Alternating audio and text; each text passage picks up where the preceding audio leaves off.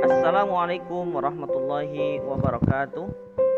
Anak-anak yang soleh dan solehah, bertemu lagi dengan Pak Ade dalam pembelajaran PAI untuk kelas 4 SD. Penggunaan buku masih menggunakan buku PAI Senang Belajar Agama Islam dan Budi Pekerti untuk kelas 4 SD penerbit Erlangga.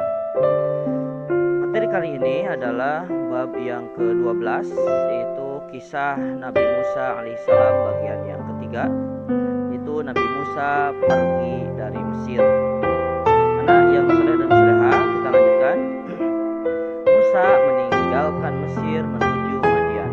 Sebelumnya diceritakan bahwa Nabi Musa kemudian tidak sengaja membunuh suku Kipti, bertengkar dengan Bani Israel, maka menyarankan untuk keluar dari kota Mesir atau negeri Mesir.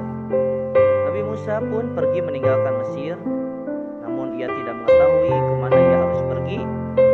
Ia berharap kepada Allah agar dia mengarahkan ke tempat yang tepat, dan ia terus berjalan hingga sampai di sebuah kota bernama Madian. Ketika tiba di kota Madian, Nabi Musa mendatangi sebuah pohon yang berada di dekat sumur, lalu duduk di bawahnya. Ia pun mendapati dua orang wanita yang membawa kambing-kambing gembalaannya, di mana keduanya berdiri jauh dari sumur menunggu orang-orang selesai mengambil air. Musa mendekat kepada keduanya dan bertanya tentang sebab keduanya berdiri jauh dari keramaian orang. Maka keduanya memberitahukan bahwa keduanya tidak dapat memberi minum kambing-kambingnya, melainkan setelah orang-orang selesai memberi minum kambing-kambing mereka. Keduanya terpaksa melakukan demikian karena orang tuanya sudah sangat tua, tidak sanggup melakukan pekerjaan ini. Maka Nabi Musa pun maju lalu mengangkat batu besar sendirian yang biasa diangkat oleh 10 orang yang menutupi sumur itu, kemudian memberi minum kambing-kambing milik keduanya. Setelah itu Musa kembali ke tempat semula di bawah naungan pohon untuk dapat beristirahat setelah merasakan kelelahan perjalanan jauh. Lalu ia merasakan lapar dan berdoa, "Ya Tuhanku, sesungguhnya aku sangat memerlukan sesuatu kebaikan yang Engkau turunkan kepadaku." Ketika kedua wanita itu kembali kepada orang tuanya, keduanya menceritakan kejadian yang mereka alami, sehingga orang tua itu heran dengan orang asing yang kuat dan memiliki sopan santun yang tinggi. Lalu orang tua ini menyuruh salah seorang anaknya untuk mendatanginya dan mengundangnya menemui ayahnya untuk diberikan balasan. Lalu salah satu wanita itu mendatangi Musa dengan rasa malu dan memberitahukan tentang undangan ayahnya. Maka Musa memenuhi undangan itu dan mendatangi ayah wanita itu dengan berjalan di depan, sedangkan wanita itu berjalan di belakang sambil mengisyaratkan jalannya dengan melempar batu kecil.